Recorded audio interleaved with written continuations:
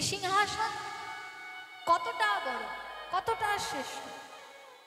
একটা পাপ, মনে রাখবেন, একটা পাপ আপনার এই জন্ম নয়, আপনার কত জন্ম আপনাদের একেবারে খারাপ করে দিতে পারে, একেবারে নষ্ট করে দিতে পারে। কত জন্ম আপনাদের নষ্ট হয়ে যাবে একটা পাপে। তো সেই পাপের পরিবর্তে এই সিংহাসন অতি সামান্য, এই সিংহাসন আমার প্রয়োজন নেই। যেন আমার পাপ না হয়, পাপ থেকে আমি যেন দূরে থাকি, আমি যেন ধর্মের সাথে এ কথা ভাব। তো ভক্তগণ, যুধিষ্ঠির মহারাজ ভাবছেন যে আমার দ্বারা কোনো পাপ হলো না তো, তাই দুঃখ পাচ্ছেন। দেখুন, একবার শ্রীমৎ চৈতন্য মহাপ্রভু, খুব মন দিয়ে শুনুন, শ্রীমৎ চৈতন্য মহাপ্রভু স্বয়ং ভগবান, তিনি ঝাড়খণ্ডের বন দিয়ে, জঙ্গল দিয়ে তিনি বৃন্দাবন যাচ্ছেন, সেই বনের পথ দিয়ে। আর যাওয়ার সময় তার সঙ্গে তো কত কত আরো ভক্ত রয়েছে, পরিকরগণ রয়েছে, তার পশ্চাতে পশ্চাতে আসছেন। এবার মহাপ্রভু দেখেন যে সামনে থেকে এক ছাঁচ বিক্রেতা, ছাঁচ মানে জানেন? ঘোল, ঘোল জানেন তো? বৃন্দাবনে সবাই ছাঁচ বলে ঘোলকে, তো সেই থেকে ছাঁচ বেরিয়ে গেল। তো ঘোল বিক্রেতা, এক ঘোল বিক্রেতা সামনে থেকে আসছে, আর শ্রীমৎ চৈতন্য মহাপ্রভু দেখেন, আর যেই দৃষ্টিপাত করেন তো তিনি তো করুণাময়, তার উপর কৃপা করার ইচ্ছা হয়ে যায়। সে ঘোল বিক্রেতার সামনে আসে এবং মহাপ্রভু বলেন, মহাপ্রভু তো দুহাত তুলে কীর্তন করছিলেন, বনের যত পশু পাখি রয়েছে তারাও ভগবানের সঙ্গে কীর্তন করছেন, পরিকরগণ পশ্চাতে আসছেন কীর্তন করে করে।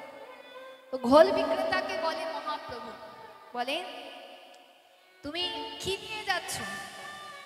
যে আমি ঘোল নিয়ে যাচ্ছি, কিন্তু দুঃখের কথা এটাই যে সকাল থেকে ঘোল বিক্রি করছি, কিন্তু আমার ঘোল এক বিন্দুও বিক্রি হয় না, কেউ ঘোল কেনে না। আজ আজ আমার বিক্রি হয়নি একজনের কাছ থেকে। মানে আচ্ছা, তো এক কাজ করো, তোমার সমস্ত ঘোল আমাকে পান করিয়ে দাও। মহাপ্রভু বলছেন, যত ঘোল আছে তোমার কাছে সব আমি পান করব, যার কেউ নেই তার আমি আছি, কেউ তোমার কাছ থেকে ঘোল নেয়নি তো আমি নেব। প্রেম সে বলো রাধে রাধে, আমাকে পান করো। ঠিক আছে। ঘোল বিক্রেতা মনে মনে ভাবে যে আজ সারাদিন বিক্রি হলো না, আর একবারে সমস্ত ঘোল বিক্রি হয়ে যাবে। প্রেম সে বলো, ঘোল বিক্রেতা খুব আনন্দিত হয়ে যায়, খুশি হয়ে যায়। ঠিক আছে প্রভু, আপনি ঘোল পান করুন, কৃপা করুন। তো সমস্ত ঘোল মহাপ্রভু একেবারে পান করে নেন।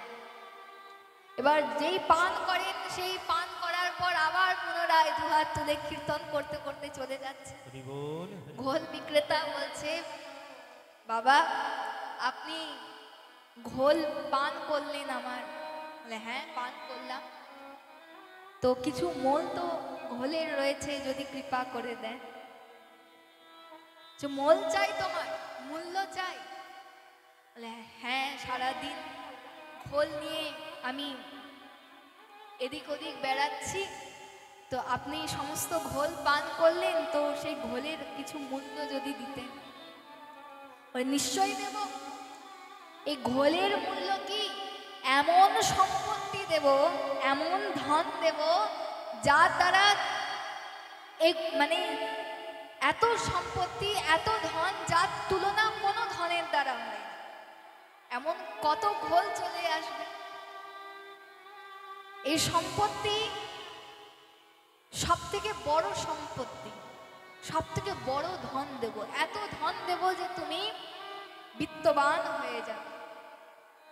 তো ঘোল বিক্রেতা ভাবছে, এক তো তিনি বিনা মল দিয়ে চলে যাচ্ছিলেন, আবার চাইছি তো বলছেন এত বড় ধন দেব, এত ধন দেব যে তুমি এই ধনেই বিত্তবান হয়ে যাবে।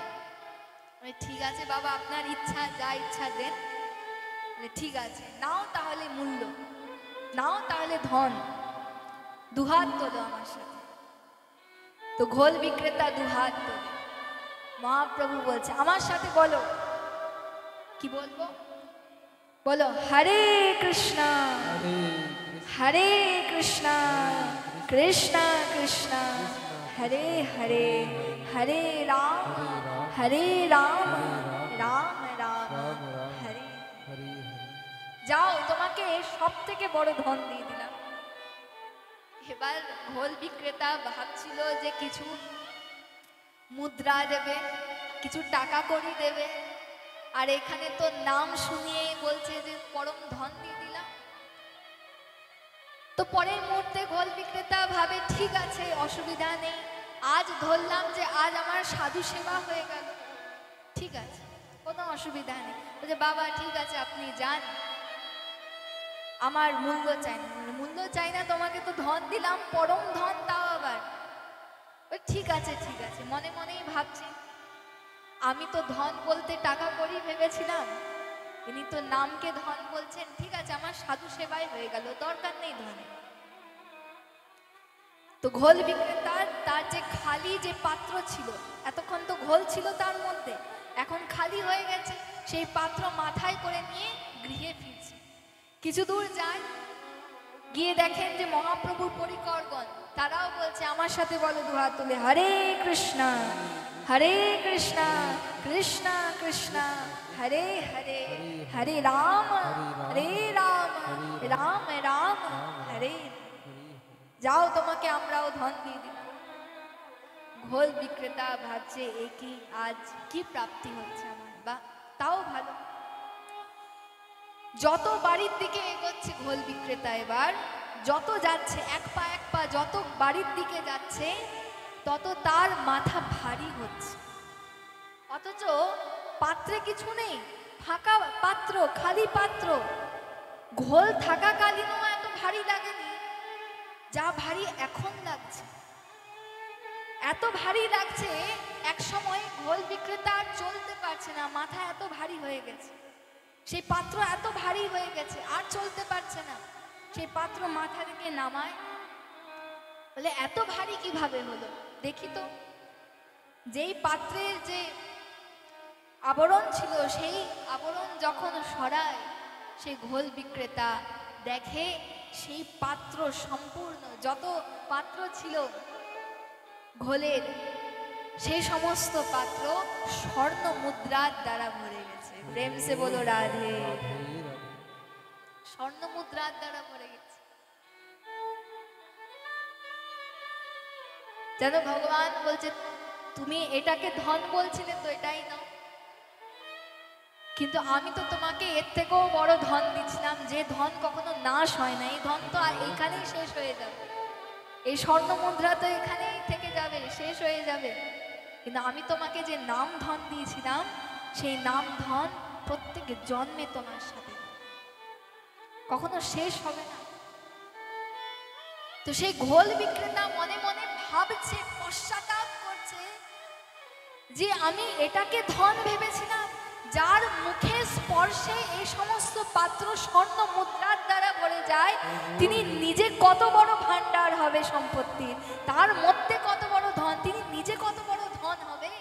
তো এই স্বর্ণ মুদ্রা দ্বারা আমি কি করব, যার অধরে স্পর্শে স্বর্ণ মুদ্রা তৈরি হয়ে যায়, তিনি নিজে কত বড় ধন। তো আমি এই স্বর্ণ মুদ্রা আমার চাই না, আমি তো তার সঙ্গ করব যিনি পরম ধন। প্রেম সে বলো রাধে। তো ঘোল বিক্রেতা মহাপ্রভুর সেই পরিকরগণের সঙ্গে যুক্ত হয়ে গেলেন। তিনিও দুহাত তুলে হরি বল রাধে বল করে বৃন্দাবন চলে গেলেন।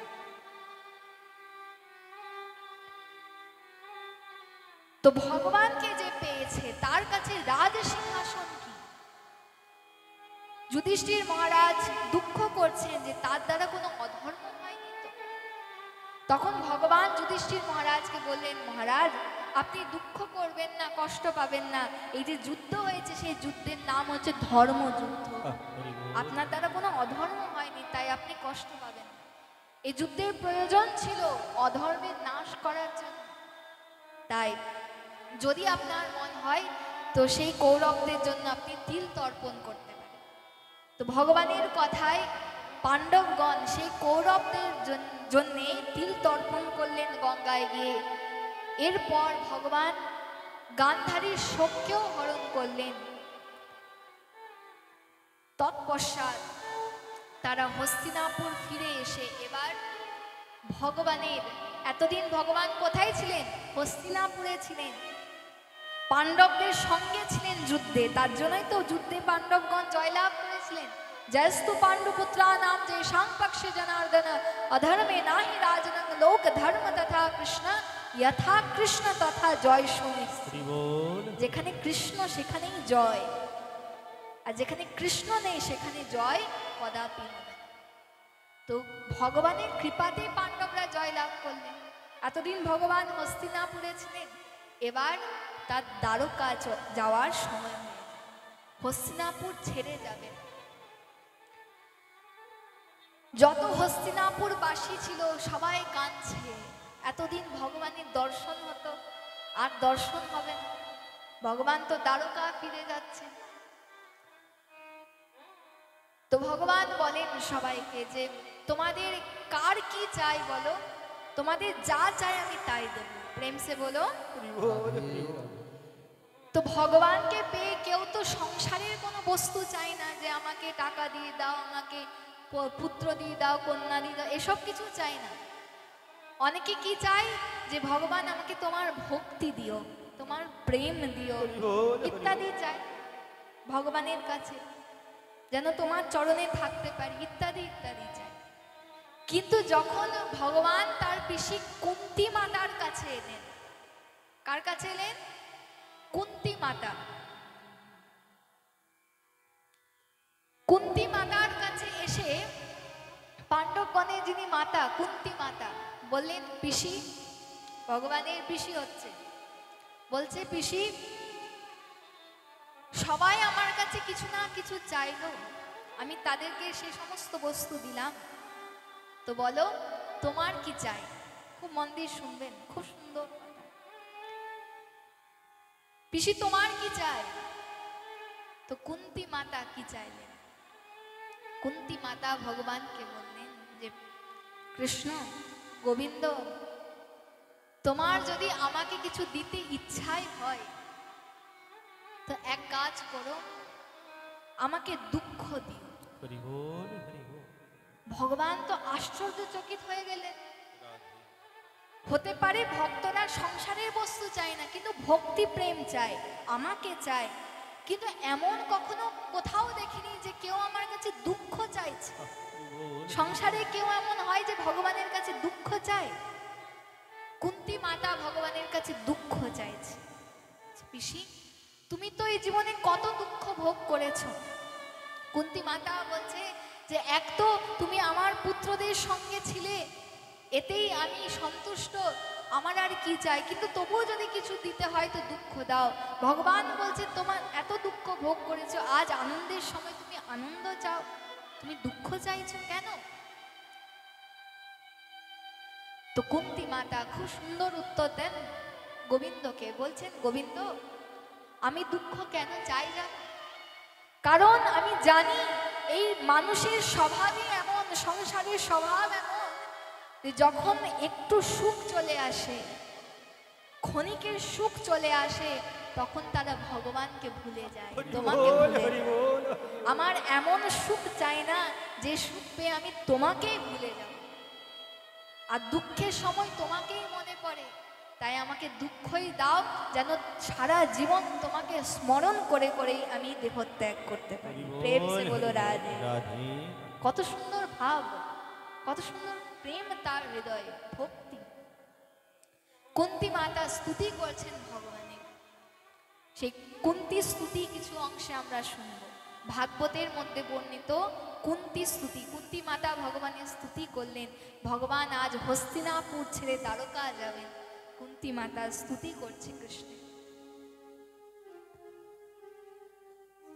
নমস্তে পুরুষম ত্বাদ্যম ঈশ্বরো প্রকৃতে পরম अलक्ष्यं सर्वभूतानां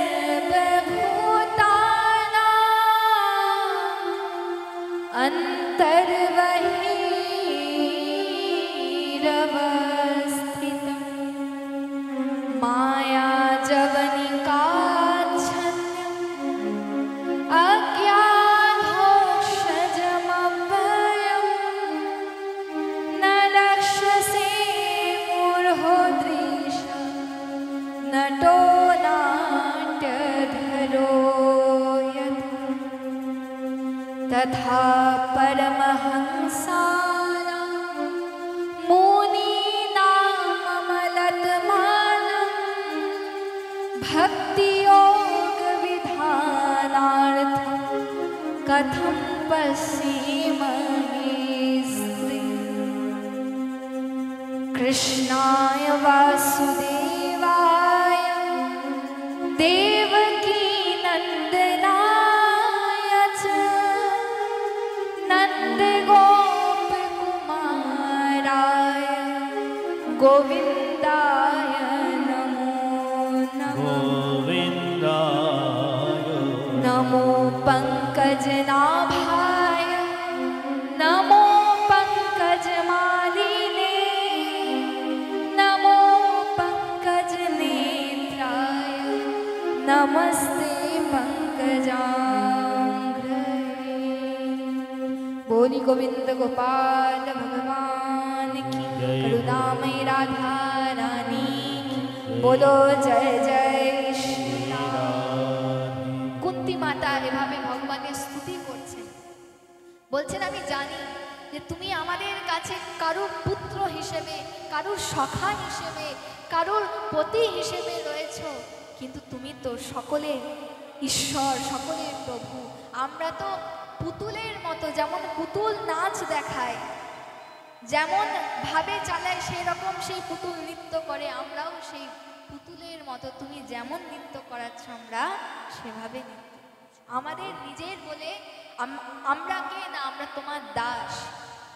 আমার বাড়ি, আমার গাড়ি ইত্যাদি আমাদের মূর্খতা। তো সবকিছু তোমার দ্বারা চালিত হচ্ছে। তো এমন দুঃখ দাও যে দুঃখে আমি সবসময় তোমার স্মরণ করতে পারবো। এই সেই সুখ চাই না যে সুখ পেয়ে আমি তোমাকে ভুলে যাব। কত সুন্দর ভাব কুন্তি। এভাবে কুন্তি মাতা নিজের ভাবকে প্রকাশ করে। তৎপশ্চাৎ উত্তরা, যিনি অভিমন্যুর পত্নী উত্তরা, তিনি গর্ভবতী ছিলেন, কিন্তু তার গর্ভের সন্তানকে হত্যা করার জন্য অশ্বত্থামা, ব্যাসদেবের ক্ষমা করবেন, অশ্বত্থামা দ্রোণাচার্যের পুত্র, সে অশ্বত্থামা এক ব্রহ্মাস্ত্র নিক্ষেপ করেছে। কেন না, পিতার মৃত্যুর প্রতিশোধ নেওয়ার জন্য আমি পাণ্ডব বংশকে নিবংশ করে দেব। এই প্রতিশোধ নেওয়ার জন্য উত্তরার গর্ভে যে পাণ্ডবের বংশ ছিল তাকে হত্যা করার জন্য এক ব্রহ্মাস্ত্র নিক্ষেপ করেছে। আর ব্রহ্মাস্ত্র কখনো নিষ্ফল হয় না।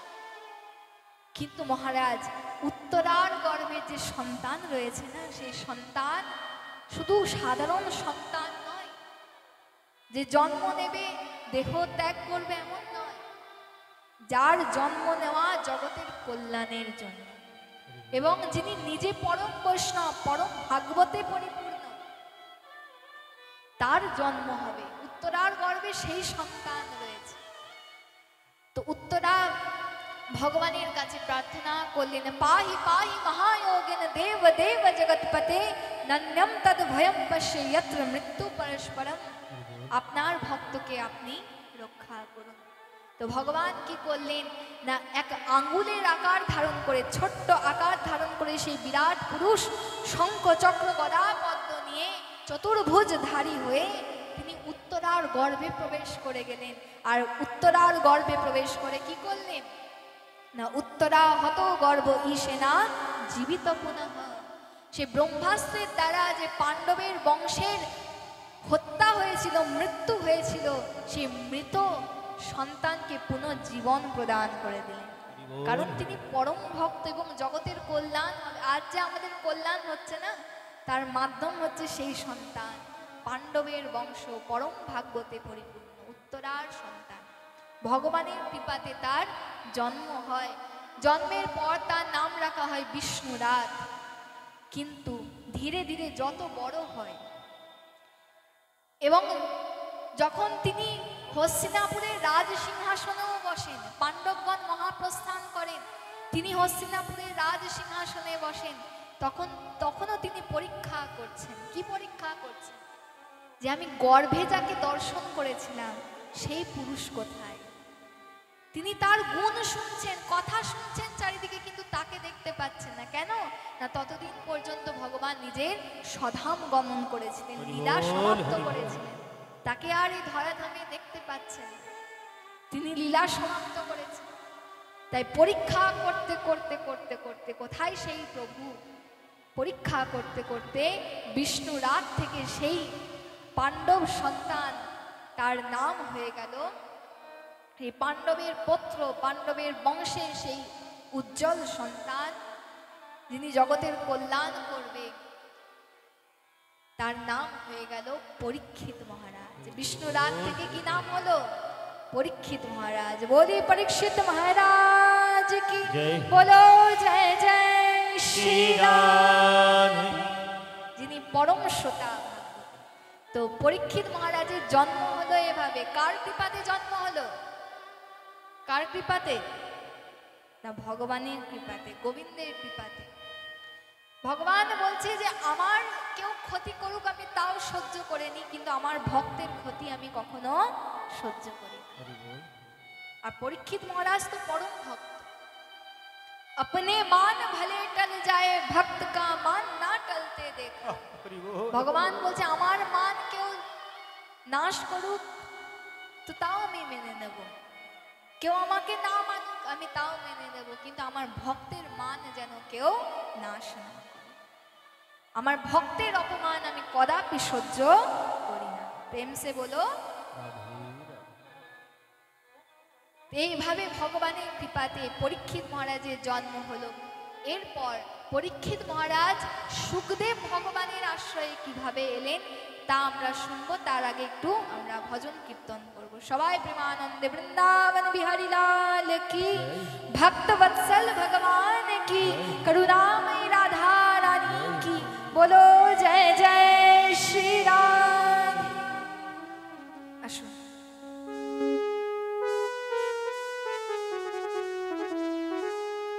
যখন আমাদের দুঃখ আসে, আমরা শুনলাম, তখন আমরা কাকে মনে করি, কাকে স্মরণ করি? কাকে স্মরণ করি মায়েরা? একমাত্র ভগবানকে। কিন্তু সুখের সময় করি সন্তানকে বড় বড় লাড্ডু খাওয়াবো, গোপাল এক কোনায় পড়ে রয়েছে, সন্তানকে খাওয়ান, কোনো অসুবিধা নেই, কিন্তু গোপালকে ভুলে তো নয়। গোপালও তো সন্তান, পরম সন্তান, যে সন্তান কখনো ছেড়ে যায় না। ভগবান রাধারানীও সন্তান। তখন আমরা ভুলে যাই ভগবানকে সুখের দিনে, কিন্তু যখন দুঃখের সময় আসে, যখন সবাই ছেড়ে চলে যায়, যখন এই শরীরও কাজ করে না, সন্তান ছেড়ে চলে যায়, শক্তি নেই শরীরে, কিছু নেই, অর্থ সম্পত্তি নেই, সব চলে গেছে, সংসারের জানিও একদিন সব চলে যাবে, সব চলে গেছে, তখন আমাদের ভগবানকে মনে পড়ে। কিন্তু ভগবান কতটা করুণাময়। ভগবান বলছে, ভাগবতে বলছে, জীবনের অন্তিম সময়ে যখন আমরা শেষ শ্বাস নেব, অন্তিম শ্বাস যখন গ্রহণ করব, সেই সময়ও মৃত্যুর একক্ষণ আগেও যদি আমরা ভগবানের হাত ধরি, আমরা দুহাত তুলে বলি যে প্রভু আমার করে, তুমি নিজের করে নাও আমাকে, আমাকে তোমার করে নাও। সে অন্তিম সময়ও, মৃত্যুর আগের ক্ষণেও যদি আমরা এমন ভাব রাখি হৃদয়ে, তো ভগবান সেই সময়ই আমাদের হাত ধরে। ভগবান ভুলে যায় যে সুখের সময় আমাকে ভুলেছিল, এ কথা ভগবান মনে রাখে। যে সময় আমাকে স্মরণ করবে সেই সময়ই তোমার হাত ধরবো, আর হাত এমন ভাবে ধরবো যে তুমি বললো আমি আর জন্ম জন্মান্তর হাত ছাড়বো। এই যে আপনারা বসে রয়েছেন না আজ ভাগবত কথা শুনতে, ভগবান আপনাদের হাত ধরেছে বলে বসে রয়েছে। এখানে জগতে তো কত কত মানুষ রয়েছে, কত কত মানুষ, কত বিড়লা রয়েছে, কত কত ধনবান রয়েছে, বিত্তবান রয়েছে। সবাই তো ভাগবত কথা শুনতে পাচ্ছে না। সবার সৌভাগ্য হয়? হয় না। সবারই ভগবানের নাম করার, নাম শোনার সৌভাগ্য হয়, সেবা করার সৌভাগ্য হয়, ধাম যাওয়ার সৌভাগ্য হয়? হয় না। এই সৎসঙ্গের সৌভাগ্য আমাদের হয়েছে কেন না, কখনো না কখনো আপনারা ভগবানকে বলেছিলেন যে ভগবান তুমি আমাকে নিজের করে নাও, তোমার চরণে রাখো। আর ভগবান আপনাদের হাত ধরেছিল বলেই আজ আপনারা বসে রয়েছে। এখানে আমাদের নেমন্তন্ন করার আগে, আমাদের আমন্ত্রণ করার আগে ভগবান যাদেরকে আমন্ত্রণ করেন তারাই ভাগবত কথা শোনার জন্য আসতে পারে। মনে রাখবেন, প্রেম সে বলো, ভগবান যাদেরকে আমন্ত্রণ করে। তো ভগবান আপনাদেরও হাত ধরে রয়েছে, তার জন্যই তো আমরা ভগবানের নামকে গাইতে পারছি, কথা শুনতে পাচ্ছি। বলছে मेरे दुख के दिनों में वो बड़े काम आते हैं। मेरे दुख के दिनों में हो बड़े काम आते हैं। हो जब कोई नहीं आता, जब कोई नहीं आता, जब कोई नहीं आता, तब कौन आता है? जब कोई नहीं आता हो मेरे शाम आते हैं। मेरे दुख के दिनों में वो बड़े काम आते हैं। मेरे दुख के दिनों में बड़े भाव से सभी गाओ। काम आते हैं। जब कोई नहीं आता, जब कोई नहीं आता, जब कोई नहीं आता, जब कोई नहीं आता, मेरे शाम आते हैं। मेरे दुख के दिनों में वो हे गोविंद काम आते हैं। मेरे दुख के दिनों में वो हाँ ना। काम आते हैं। जब कोई नहीं आता, जब कोई नहीं आता, जब कोई नहीं आता, जब कोई नहीं आता, मेरे शाम आते हैं। मेरे दुख के दिनों हे में राधे काम आते हैं। मेरे दुख के दिनों में वो बड़े काम आते हैं। बोली भक्त वत्सल भगवान की, दीन वत्सल भगवान की जय हो।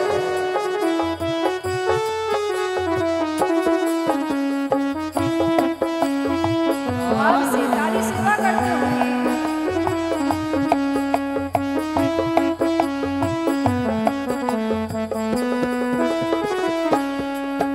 कोई याद करे इनको दुख हल्का हो जाए।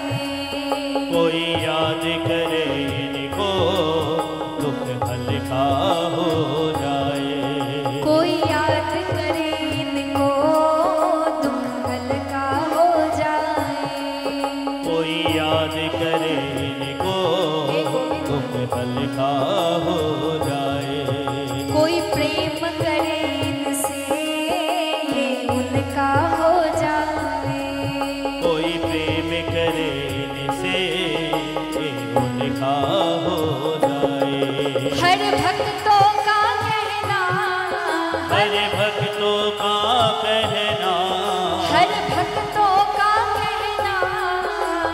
भक्तों का कहना ये मान जाते हैं मेरे दुख के दिनों में हो बड़ी काम आती है।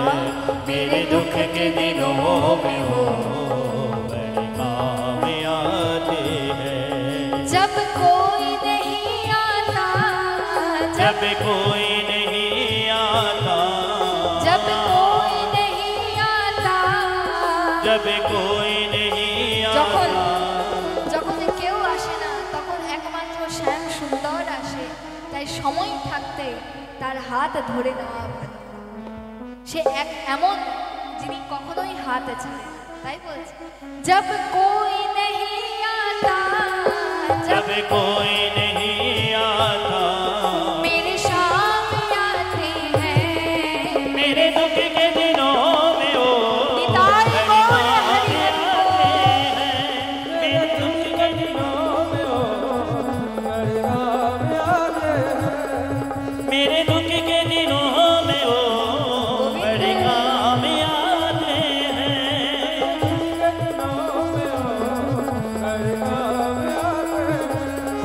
जब कोई नहीं आता, जब कोई नहीं आता, जब कोई नहीं आता, जब कोई नहीं आता, ओ मेरे राधे आते राधे राधे राधे मेरे दुख के दिनों में हो बड़े काम आते हैं। मेरे दुख के दिनों में हो श्री राधे मेरे दुख के दिनों में हो बड़े काम आते हैं। बड़े निताई बोल हरि हरि आते हैं। बोली श्याम सुंदर लाल की, जय हो। राधा रमन लाल की जय जय श्री राम। नमः पार्वती पते हर हर जय महादेव। महादेव। তো দুঃখের সময় তো একমাত্র ভগবান। তো এভাবে পরীক্ষিত মহারাজের জন্ম হয় ভগবানের কৃপাতে। তৎপশ্চাৎ সিংহাসনেও বসেন তিনি, কিন্তু সিংহাসন পেয়েও তার মন সবসময় ভগবানের কথার প্রতি আকর্ষিত।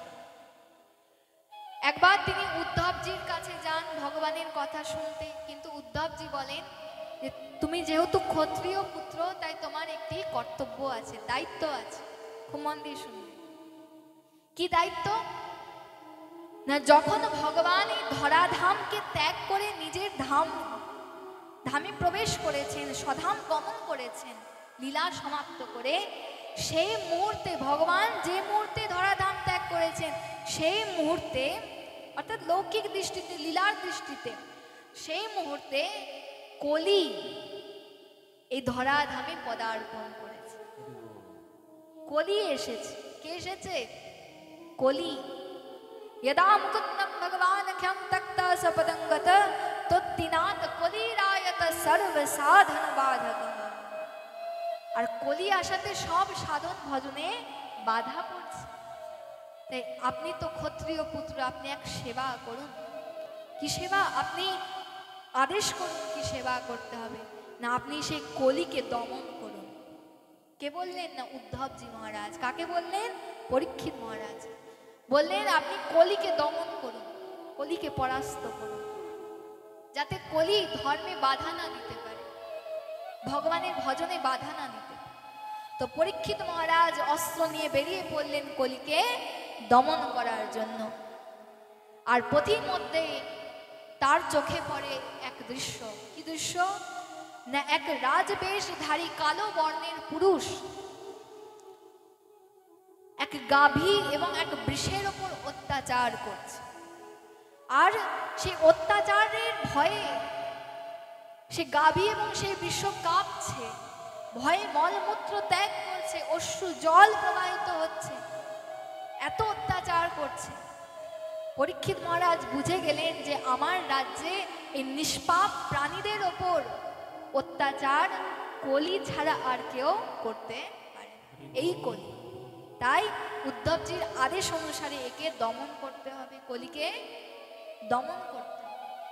অস্ত্র বের করলেন পরীক্ষিত মহারাজ, এবং কলিকে দমন করার জন্য যেই অস্ত্র তিনি কলির ওপর রাখলেন, সে অস্ত্র দ্বারা যে হত্যা করবেন সেই কলি পরীক্ষিত মহারাজের চরণে দণ্ডবত প্রণাম করে, চরণে পড়ে যায়। কলি পরীক্ষিত মহারাজের চরণে পড়ে বলে, মহারাজ আপনি আমাকে হত্যা করবেন মনস্থির করেছেন, করুন, অসুবিধা নেই, ধ্যানপূর্বক শুনুন। কলি বলছে মহারাজকে, পরীক্ষিত মহারাজকে বলছেন, আপনি আমাকে যদি হত্যা করতে চান তো করুন, কিন্তু আপনি শুধু আমার দোষ দেখছেন। আমরা তো কলির দোষই দেখি, একই না, কত দোষ কলির, কিন্তু আপনি আমার দোষ দেখছেন, কিন্তু আমার কিছু গুণও আছে, গুণও রয়েছে। কলির আবার কি গুণ?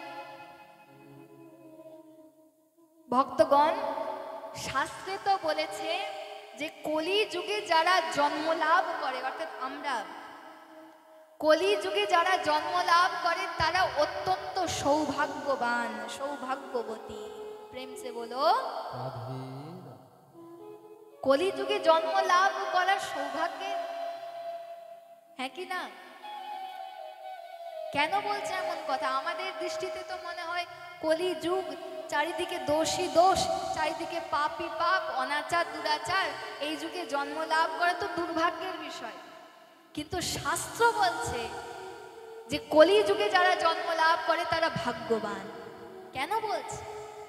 এখানে কলিও পরীক্ষিত মহারাজকে জানাচ্ছে, মহারাজ আমার কিছু গুণ আছে, সেই গুণের জন্য কলি যুগে যারা জন্ম লাভ করে তারা ভাগ্যবান। আমরা শুনবো যে কলি যুগে জন্ম লাভ করা কেন ভাগ্যের বিষয়, কেন সৌভাগ্যের বিষয়, কলির কি গুণ আছে? আমরা তো দোষই দেখি। কেউ কলির গুণ বলতে পারবেন? কলির কিছু গুণ?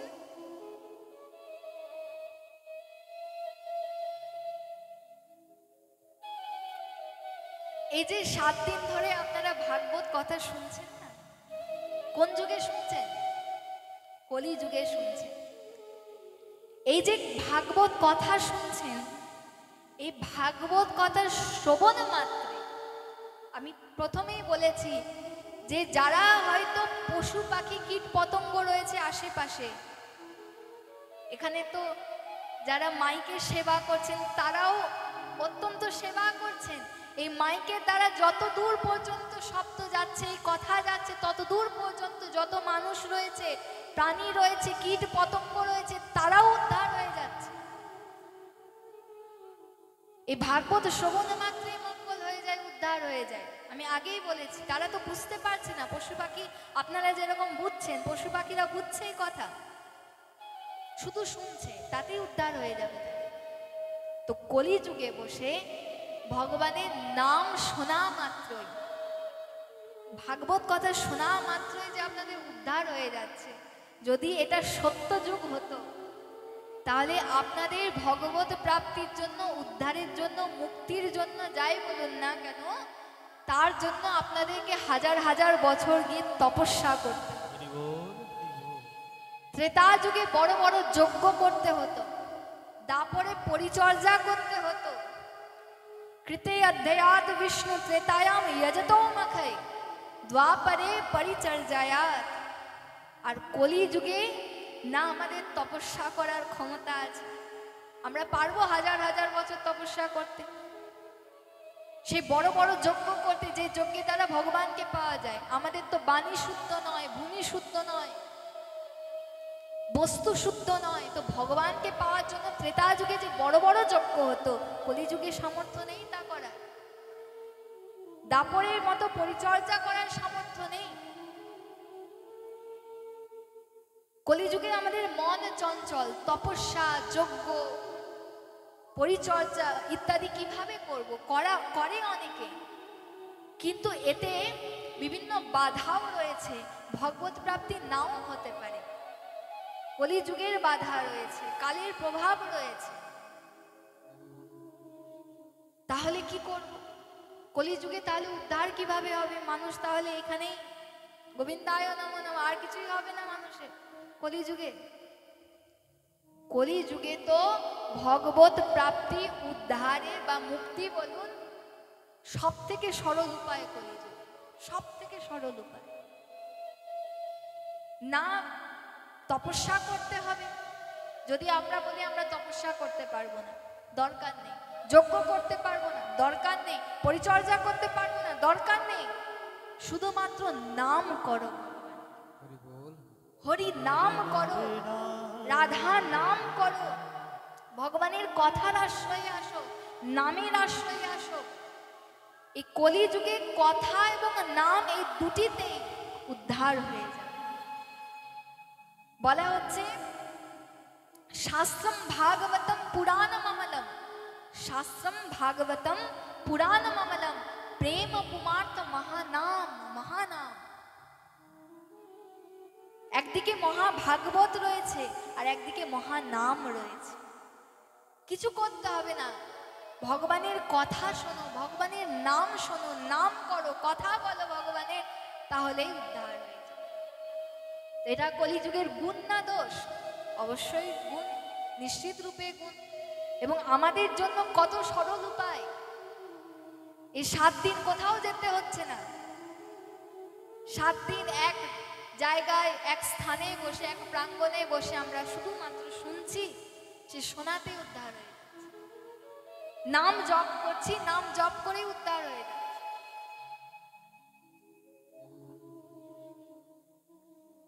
ভগবানের নামের এমন শক্তি ভক্তগণ, নামের এমন শক্তি। বলছে কৃতে অধ্যায়াৎ বিষ্ণু ত্রেতায়াং যজতো মখৈ দ্বাপরে পরিচর্যায়াৎ কলৌ তৎ হরি কীর্তনম। যেমন আগুন, আগুনের মধ্যে কি শক্তি রয়েছে? আগুনের মধ্যে যেমন দাহিকা শক্তি রয়েছে। আপনি নিজে হাত বাড়িয়ে আগুনের মধ্যে হাত আপনি রাখুন, তা তো আমার হাত জ্বলে যাবে। যদি কেউ আগুনকে আপনার হাতের কাছে নিয়ে আসে, তাতেও হাত জ্বলে যাবে। ইচ্ছাতে অনিচ্ছাতে যেভাবেই হোক না কেন, আগুনের সংস্পর্শে এলেই জ্বলে যাবে, তাই তো? আগুনের মধ্যে যেমন দাহিকার শক্তি রয়েছে, বিষের মধ্যে যেমন মারণ শক্তি রয়েছে। আপনার ইচ্ছাতে যদি আপনি বিষ পান করেন, হরিবোল হয়ে যাবে, তাই না? প্রেম সে বলো। যদি আমি নিজের ইচ্ছাতে বিষ পান করি তো আমার মৃত্যু হয়ে যাবে, অবশ্যই হবে। যদি কেউ আমাকে বিষ পান করিয়ে দেয়, তাতেও আমার মৃত্যু হয়ে যাবে। ইচ্ছাতে হোক, অনিচ্ছাতে হোক, বা কোনো ভাবেই হোক, আমার যদি মুখে বিষ পড়ে গেল, তাতেও আমার মৃত্যু হয়ে যাবে। বিচার করবে না যে এ ইচ্ছা ছিল না বিষ খাওয়ার, একে জোর করে খাইয়ে দেওয়া হয়েছে তো এ মরবে না, এমন নয়। ইচ্ছাতে হোক অনিচ্ছাতে হোক, বিষ পান মাত্রই তার মৃত্যু অবশ্যম্ভাবী। ইচ্ছাতে হোক অনিচ্ছাতে হোক, আগুনের কাছে কোনো বস্তু এলেই তা জ্বলে পুড়ে ছাই হয়ে যাবে, এটা অবশ্যম্ভাবী। ঠিক সেই রকমই ভক্তগণ, কেউ ইচ্ছাতে ভগবানের নাম করুক অথবা অনিচ্ছাবশত ভগবানের নাম করুক। আমরা কারোর সঙ্গে দেখা হলে বলি হ্যালো, হাই হ্যালো করি। বৃন্দাবনে একটি কথা আছে, বলে হাই হ্যালো ছোড়ো রাধে রাধে বলো। হাই হ্যালো ছোড়ো রাধে রাধে বলো। হাই হ্যালো করে কি হবে? পেটে ব্যথা হচ্ছে যে হাই হাই করছো? হাই হ্যালো ছোড়ো রাধে রাধে বলো। হাই হ্যালো করে তো লাভ নেই, কিন্তু তার জায়গায় যদি রাধে রাধে বলি, তা আমার বলেও লাভ হবে, আর আমার দ্বারা যে শুনবে তারও লাভ হয়ে যাবে। ইচ্ছাতে আমরা নাম করি অথবা যদি অনিচ্ছাতেও আমরা নাম করি, এই যে বলে না খুব রাধে রাধে বলতে শিখেছে, তো সেই অনিচ্ছাতেও কাউকে দোষ, তার মধ্যে দোষ, তার মধ্যে অপমান করার লক্ষণ আছে, এটা অপমান করছে যে দেখো রাধে রাধে বলছে, যদ্যপি এটা অপমান নয়, এটা নাম করছে, কিন্তু সে তো অপমান ভাবে নিচ্ছে। তো যেভাবেই হোক, তার মুখে যেই রাধে রাধে বেরিয়েছে, একবার হলেও বেরিয়েছে, আপনার জন্য বেরিয়েছে, আপনি ভক্ত আর আপনাকে দেখে কেউ বলছে খুব হরে কৃষ্ণ বলতে শিখেছে, তো আপনার জন্য যে তার মুখে অনিচ্ছাবশত নাম এলো না, সে একটা নামে তার উদ্ধার হয়ে যাবে। হরি বল। নাম এমন জিনিস, এমন বস্তু, ইচ্ছাতে হোক অনিচ্ছাতে হোক, যে কোনো ভাবেই হোক নাম নেন। এই যে আপনারা রান্না করছেন, ঘরের কাজ করছেন, অফিস যাচ্ছেন, স্কুল যাচ্ছেন, যেতে যেতে বা ঘরের কাজ করতে করতে মুখে নাম করুন। নাম, নামের নাম যে কেউ যে কোনো সময় যে কোনো পরিস্থিতিতেই করতে পারে। নাম নামকারী বহুধা নিজ সর্বশক্তি यत्रार्पित नियमितः स्मरणेन कालः एतादृशी तव कृपा भगवन् ममापि दुर्दैवमिदृशामि जानि नानुरागः। যে কেউ যে কোনো সময় নাম করতে পারে, বিছানায় বসে বসেও নাম করতে পারে, অফিস যেতে যেতেও নাম করতে পারেন, স্কুল যেতে যেতেও নাম করতে পারেন, রান্না করতে করতেও নাম করতে পারেন, ঘর পরিষ্কার করতে করতেও নাম করতে পারেন, পতি পত্নীর সেবা, পুত্র কন্যা সেবা করতে করতেও মুখে নাম করতে পারে। আর মুখে যদি নাও হচ্ছে তো মনে মনে করুন, কাউকে জানানোর দরকার নেই, মনে মনে নাম স্মরণ করুন, মনে মনে অভ্যাস রাখুন, যেন অন্তিম সময়ে আর চেষ্টা না করতে হয়, অনায়াসে মুখ থেকে হরি নাম। অন্তিম সময়ে যে নাম বেরোবে তার দ্বারাই আমাদের গতি হবে। তাই যেমন আগুনের মধ্যে দাহিকা শক্তি, বিষের মধ্যে যেমন মারণ শক্তি রয়েছে, তেমনি নামের মধ্যে তারণ শক্তি রয়েছে। যে কেউ যে কোনো ভাবে যদি নাম করে তো তার উদ্ধার অবশ্যই। তো এভাবে নাম, কলিযুগে নাম করা মাত্রই তার ভগবত প্রাপ্তি হয়ে যাবে, তো গুণ। তাই কলিকে পরীক্ষিত মহারাজ দমন করলেন না, কিন্তু বললেন তোমাকে সব জায়গায় থাকতেও দেওয়া যাবে না। মাত্র 4টি স্থান দিলেন, বললেন এই 4টি স্থানেই কলি তুমি থাকবে। এই 4টি স্থানে কিন্তু কলির বাস হয় অবশ্যই ভাবি। কোন 4 স্থান?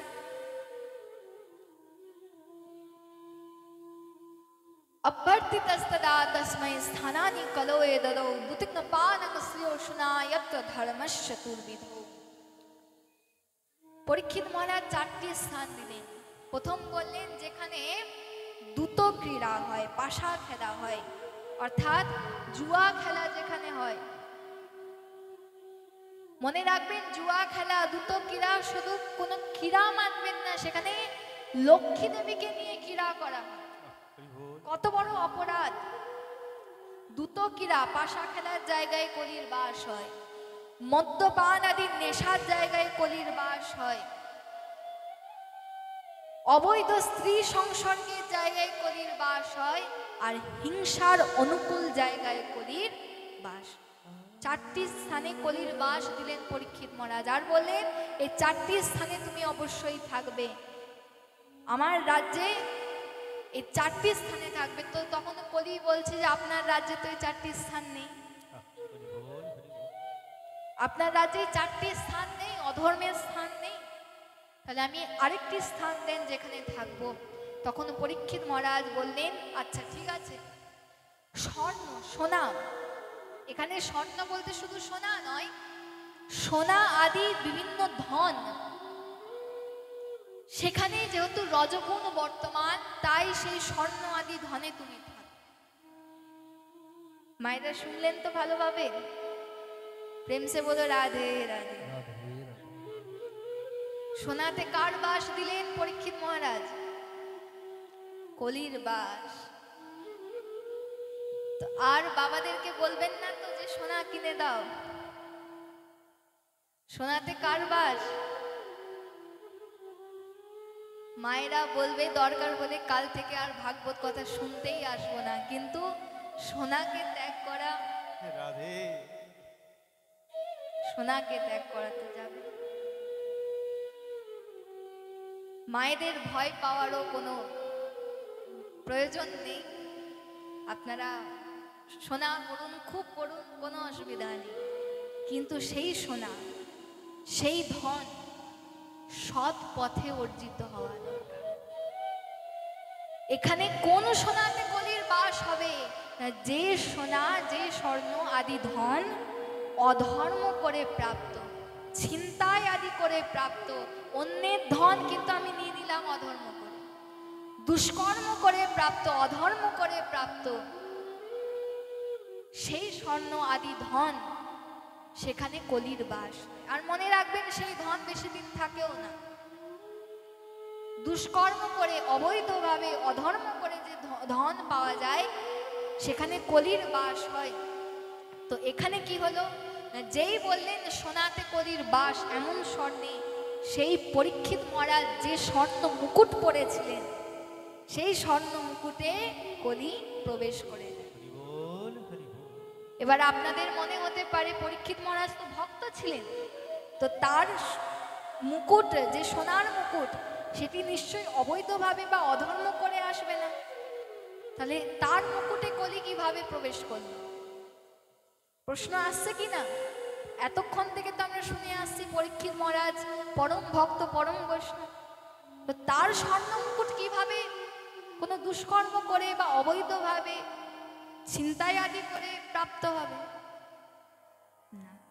তিনি যে স্বর্ণ মুকুট পরেছিলেন, তিনি জানতেনও না সেই স্বর্ণ মুকুট ছিল জরাসন্ধের। তিনি অজান্তে পড়েছিলেন। জরাসন্ধের স্বর্ণ মুকুট ছিল মস্তকে। জরাসন্ধকে বধ করার পর ভীম ক্রোধবশত তার মাথা থেকে মুকুট খুলে দিয়েছিলেন। তার মাথা থেকে সেই স্বর্ণ মুকুট ছিনিয়ে এনেছিলেন।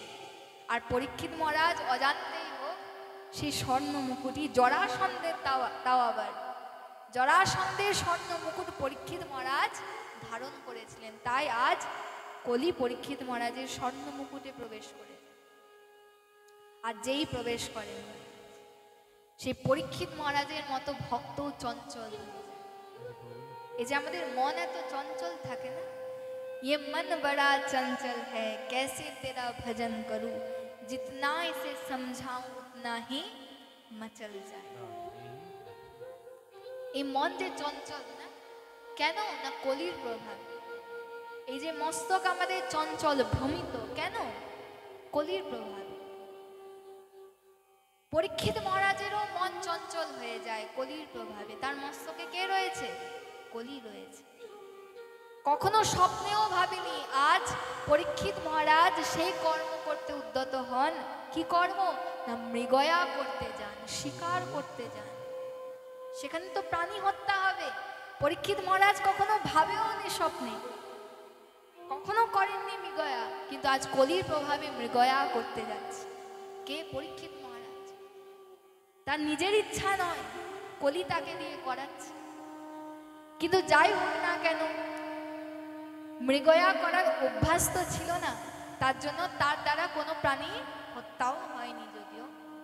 কিন্তু মৃগয়া করতে গিয়ে অত্যন্ত তৃষ্ণার্ত হয়ে যায়, পিপাসু হয়ে যায়, তার জল পিপাসা পায়। কার জল পিপাসা পায়? পরীক্ষিত মহারাজ। সামনে দেখে কোথায় জল পাওয়া যায়, দেখে এক শ্রমিক মুনির আশ্রম রয়েছে। কার আশ্রম মায়েরা? শ্রমিক মুনির আশ্রম। মনে থাকবে তো কোন মুনির আশ্রম? শ্রমিক মুনি। সেখানে জল চাইতে যান, আর জল চাইতে গিয়ে দেখেন যে শ্রমিক মুনি সেখানে ধ্যানে রত রয়েছে, ধ্যান করছেন। আর সেই শ্রমিক মুনির কাছে যখন পরীক্ষিত মহারাজ গিয়ে বলেন যে আমাকে কৃপা করে একটু জল প্রদান করুন, তো শ্রমিক মুনি তিনি জল দিলেন না। কেন দিলেন না? তো তিনি ধ্যান করছিলেন, ধ্যানে রত ছিলেন, তাই তার কাছে কেউ কিছু চাইছে তিনি বুঝতে পারলেন না, তাই জলও দিলেন না। কিন্তু পরীক্ষিত মহারাজ কলির প্রভাবে তিনি ভাবছেন যে আমি শশাগড়া পৃথিবীর অধীশ্বর, আমি সামান্য জল প্রার্থনা করছি, এই মুনি আমার রাজ্যে এত শান্তিতে রয়েছে, ভজন করছে, আর আমি আজ একটু জল প্রার্থনা করছি তো আমাকে দিল না। দেখছে না যে তিনি ধ্যানে রত আছেন, তিনি এমন ভাবছে যে আমাকে অপমান করলো জল না দিয়ে, আমাকে অপমান করেছে, আমিও অপমান করব। এটাই তো আমাদেরও হয়, আমাদেরও তো স্বভাব। কেউ আমাদেরকে দু কথা বলুক, তো আমরা চার কথা শোনানোর জন্য চলে যাই। প্রেম সে বলো রাধে রাধে। প্রকৃত ভক্ত কে জানেন? প্রকৃত ভক্ত কাকে বলা যায়? না, যে সবার মধ্যে ভগবানকে দেখতে পায় তাকে প্রকৃত ভক্ত বলা যায়। আমরা স্বরূপ ধারণ করছি, কণ্ঠী পড়ছি, তিলক করছি, সব করছি, কিন্তু যদি আমরা সবার মধ্যে ভগবানকে না দেখতে পাই তাহলে আমরা কি ভক্তি করলাম? আমরা ভাবছি এ আমাকে দু কথা শোনাচ্ছে, না, কারোর কিছু শোনানোর ক্ষমতাই নেই, তার মধ্যে ভগবান রয়েছে, সে বলছে তোমার পরীক্ষা নেওয়ার জন্য এই ভাব রাখো। আমি আগেও বলেছি সবার মধ্যে ভগবানকে দেখতে হবে, সব বস্তুর মধ্যে ভগবানকে দেখতে হবে, তবে সে পরম ভক্ত হয়ে যায়। পরীক্ষিত মহারাজ তিনি ভাবলেন কলির প্রভাবে যে আমাকে অপমান করেছে, আমিও অপমান করব। সামনে এক মৃত সর্প পড়েছিল, সে মৃত সর্প তুলে এনে ধ্যানে রত শ্রমিক মুনির গলায় জড়িয়ে দেয়, এভাবে অপমান করে। তার গলায় মৃত সর্প জড়িয়ে সেখান থেকে চলে যায়। কিন্তু যখন শ্রমিক মুনির পুত্র শৃঙ্গী, শ্রমিক মুনির পুত্রের নাম কি? শৃঙ্গী।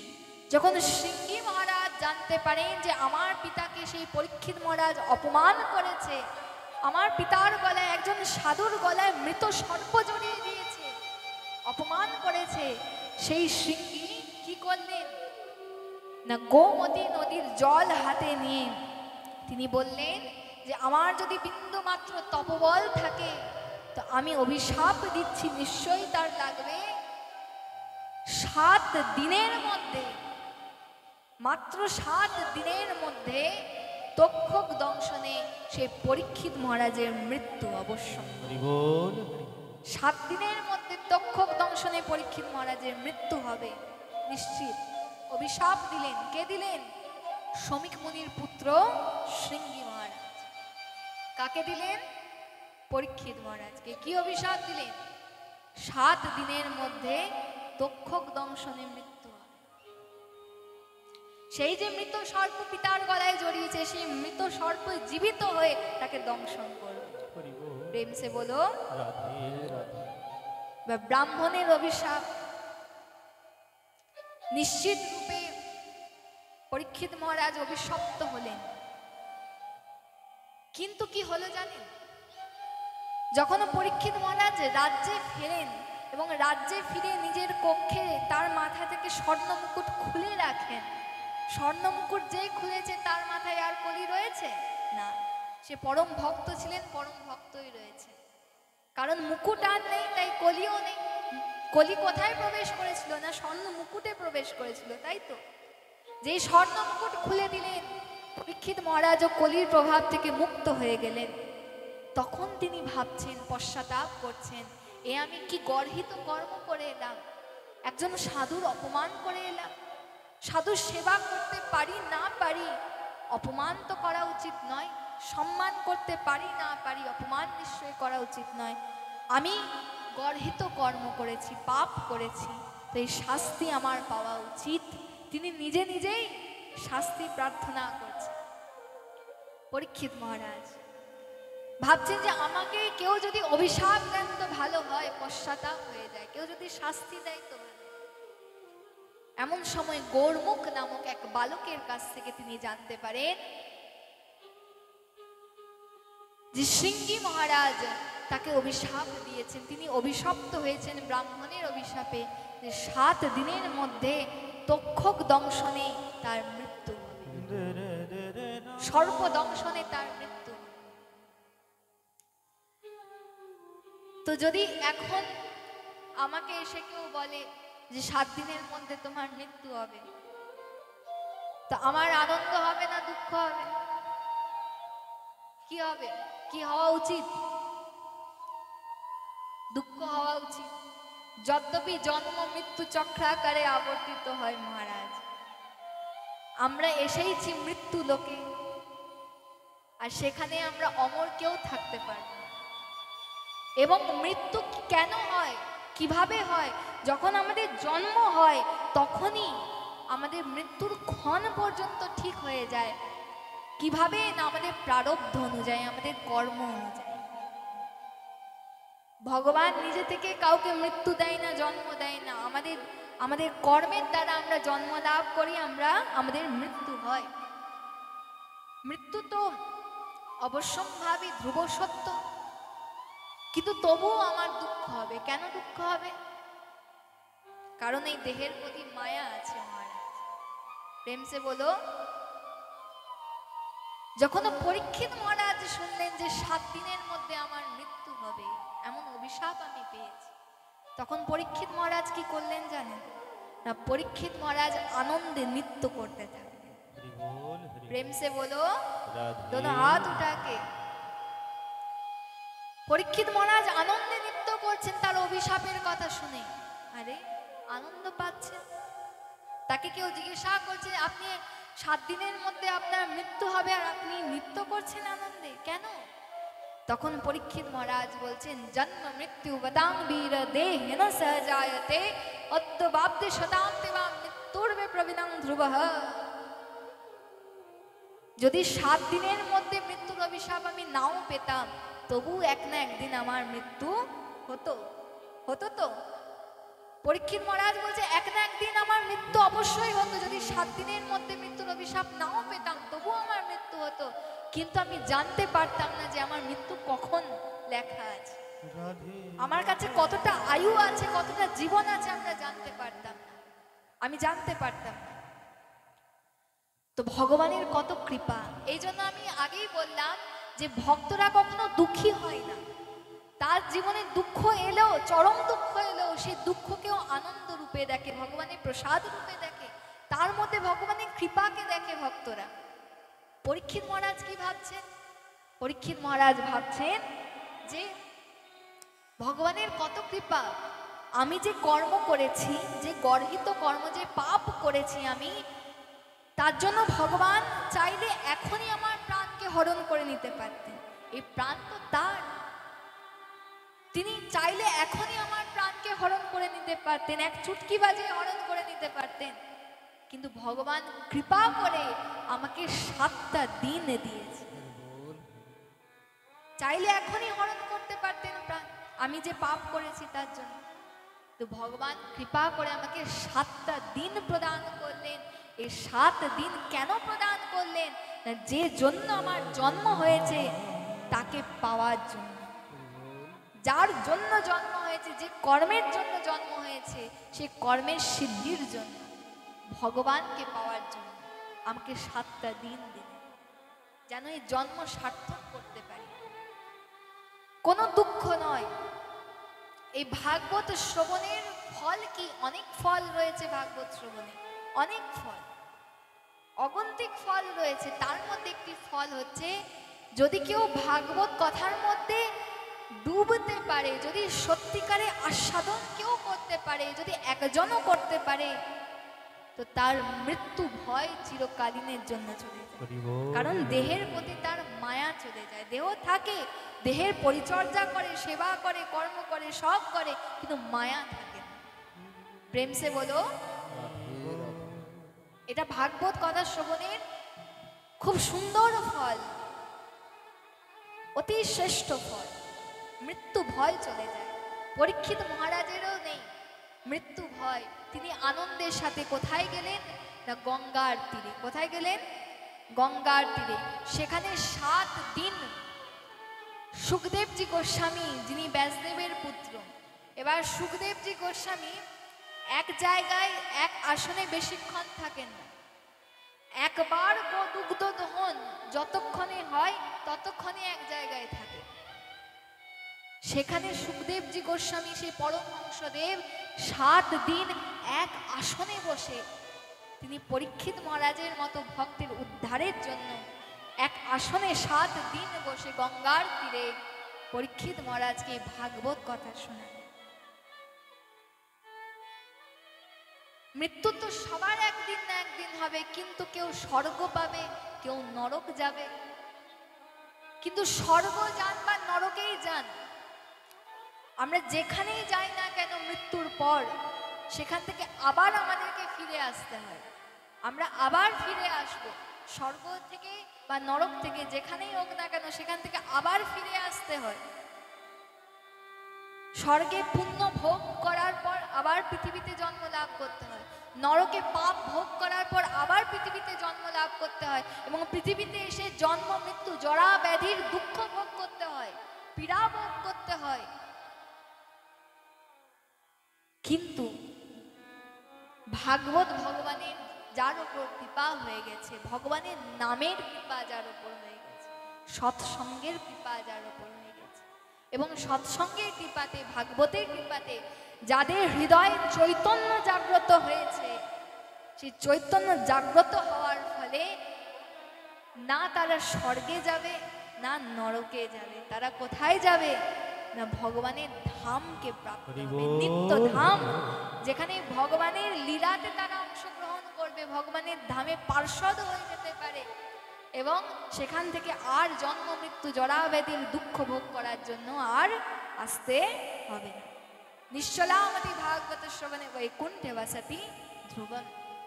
পরীক্ষিত মহারাজেরও এমন 7 দিনে, মাত্র 7 দিনের মধ্যে তার উদ্ধার হয়ে গেল সুখদেবজি গোস্বামীর কৃপায় এবং তার মুখ নিঃসৃত এই ভাগবত গঙ্গায় স্নান। সেখানে দেবদেবীরাও এসেছিলেন ভাগবত কথা শুনতে অমৃতের কলস নিয়ে, কিন্তু তারা শুনতে পাননি। দেবদেবীরাই ভাগবত কথা শোনার জন্য লালায়িত থাকে, কিন্তু তারা শুনতে পাননি। তাদের দ্বারা এক ভুল হয়ে যায়, এক অপরাধ হয়ে যায়, তা আমরা শুনবো আগামীকাল। কেন দেবদেবীদের জন্য ভাগবত কথা দুর্লভ। এই যে 7 দিন ধরে ভাগবত কথা শোনাচ্ছিলেন সুখদেবজি গোস্বামী পরীক্ষিত মহারাজকে, এই 7 দিনের মধ্যে অমৃতের কলস নিয়ে আসেন দেবদেবীরা, কিন্তু তবু তারা ভাগবত শুনতে পাননি। কেন পাননি তা আমরা আগামীকাল শুনবো। দেখুন, এখানে পরীক্ষিত মহারাজ সুখদেবজি গোস্বামীকে প্রশ্ন করছেন যে আসন্ন মৃত্যু ব্যক্তির কি করা কর্তব্য, আমাদের করণীয় কি, জপনীয় কি, সমস্ত কথা এই ভাগবতের মধ্য দিয়ে সুখদেবজি গোস্বামী, সুখদেব ভগবান পরীক্ষিত মহারাজকে শ্রবণ করান। পরীক্ষিত মহারাজ প্রশ্ন করেন, সুখদেবজি গোস্বামী তার উত্তর স্বরূপ। দেখেন, পরীক্ষিত মহারাজ শুধু নিজের জন্য প্রশ্ন করছেন না, আমাদের সবার জন্য প্রশ্ন করছেন।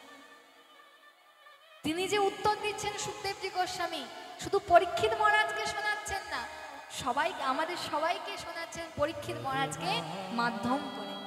আমরাও শুনছি আজ। তো এই ভাগবতের দ্বারা এই 7 দিনের মধ্যে অবশ্যই আমাদেরও উদ্ধার, আমাদেরও কল্যাণ, আমাদেরও মঙ্গল এবং ভগবত প্রাপ্তি নিশ্চিত রূপে হবে। এটা ভাগবত ভগবানের মহিমা। বেশি দিন দরকার নেই, সারা জীবনও দরকার নেই, 7 দিন, মাত্র 7 দিন। তাই আমরাও সেই পরম সৌভাগ্যকে লাভ করেছি, যে সৌভাগ্য দেবদেবীরাও পর্যন্ত পায়। দেবদেবীরাও বঞ্চিত হয়েছে, কিন্তু রাধারানী, যদ্যপি দেবদেবীরা পরবর্তী সময়ে বৈষ্ণবের কৃপাতে, নারদমুনির কৃপাতে শুনেছেন, কিন্তু এখনো সুখদেবজি গোস্বামীর মুখ থেকে শুনতে পাননি, এক ভুলের জন্য। তা আমরা শুনবো কিসের জন্য? কিন্তু দেখুন, সেই দুর্লভ কথা আমরা প্রাপ্ত হয়েছি কার কৃপাতে? রাধারানীর কৃপাতে, গোবিন্দের কৃপাতে, সাধুগুরু বৈষ্ণবের কৃপাতে, মহাদেবের কৃপাতে। সেই কৃপার সদ্ব্যবহার করবেন। আপনারা সত্যিই ধন্য, আপনারা ভগবানের কৃপা প্রার্থী, আপনারা প্রণামের যোগ্য যে ভগবান আমন্ত্রণ করে আপনাদেরকে ডেকেছে। এই জীবনে আপনারা কথা শোনার সৌভাগ্য পেয়েছে, সবাই পায় না ভক্তগণ। দুর্লভৈব কথাম লোকে শ্রীমদ্ ভাগবত ভবা কোটি জন্ম সমুথেন পুণ্যেনে বতু। অনেক জন্ম সংসিদ্ধি শ্রীমদ্ ভাগবতম লভেত। যে আপনাদের কত জন্মের তপস্যা, সে কত জন্মের তপস্যার ফল আজ আপনারা এই 7 দিনে পাচ্ছেন, তা আপনারাও জানেন না হয়তো। তাই সকলের চরণে বারংবার এই অধমের কোটি কোটি দণ্ডবত প্রণাম। আসুন আজকে দ্বিতীয় দিবসের কথায় সুখদেব পরীক্ষিত বার্তার মাধ্যমে এখানে কথার বিশ্রাম। আগামীকাল এর পরের যে ক্রম রয়েছে ভাগবতে, আরও বিভিন্ন লীলা রয়েছে, বিভিন্ন অবতারের কথাও রয়েছে, ভক্তের কথা রয়েছে, সেই ভক্তের ওপর ভক্ত বৎসলতার কথা রয়েছে, বিভিন্ন দিব্য তত্ত্ব রয়েছে ভাগবতের। সেই বিভিন্ন তত্ত্বে, বিভিন্ন লীলাতে, বিভিন্ন ভক্তের লীলাতে, অবতারের কথাতে, ভগবানের বিভিন্ন লীলাতে আমরা আগামীকাল আবার প্রবেশ করব। আজকের মতো এই দ্বিতীয় দিবসের কথা এখানে বিশ্রাম। আগত সকল সাধুগুরু বৈষ্ণবের চরণে পুনরায় আমার কোটি কোটি দণ্ডবোধ প্রণাম। উদ্যোক্তা বৃন্দ, যজমান পরিবার, আয়োজনকর্তা কর্তৃগণের সকলের চরণে এই অধমের কোটি কোটি দণ্ডবোধ প্রণাম। আসুন এখানে বিশ্রাম। সকলে আমরা উঠে দাঁড়াবো এবং বিশ্রামের পর যে ভগবানের ভজন কীর্তন হবে সেই ভজন কীর্তনে অংশগ্রহণ করব। সবাই আমরা ভজন গাইব, নৃত্য করব, করতালির সেবা করব, প্রেম এবং আনন্দের সাথে ভক্তিভাবের সহকারে সবাই ভজন কীর্তনে অংশগ্রহণ করব। সবাই একটু উঠে দাঁড়াবেন।